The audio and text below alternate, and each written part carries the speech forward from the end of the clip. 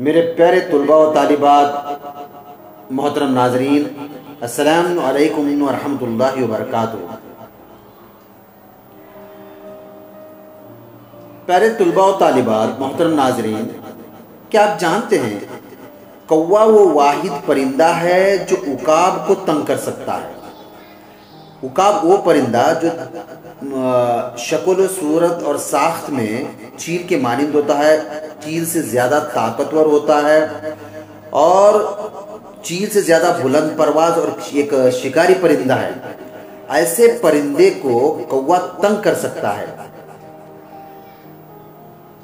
कौवा उकाब की पुष्ट पर बैठ जाता है और अपनी चोंच से इसकी गर्दन पर काटता है, जबकि कौवे से ज्यादा ताकतवर उकाब कौवे का मुकाबला करने में अपनी ताकत और वक्त सर्फ नहीं करता।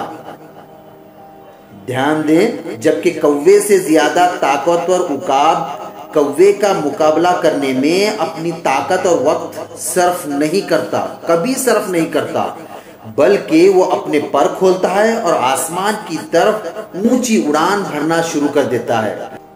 उकाब की परवाज जितनी बुलंद होती जाती है, कौवे की उड़ान उतनी ही मुश्किल हो जाती है और बिल आखिर कौवा ऑक्सीजन की कमी की वजह से गिर जाता है।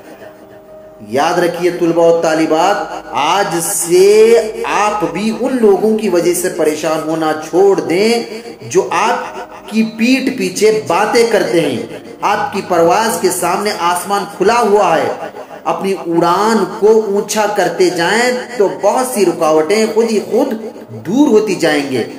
अपनी ताकत उकाब के मानिंद मस्बत काबू में सर्फ करें। अपनी परवाज की कुव्वत को जान लीजिए, यही कामयाबी का राज है। प्यारे तुलबा और तालिबात, मोहतरम नाजरीन, दूसरी बात, क्या आप जानते हैं हिरन शेर से ज्यादा तेज रफ्तार होती है। हिरन की रफ्तार 90 किलोमीटर फी घंटा होता है। हिरन की रफ्तार 90 किलोमीटर फी घंटा होती है और शेर की रफ्तार 50 किलोमीटर फी घंटा होती है।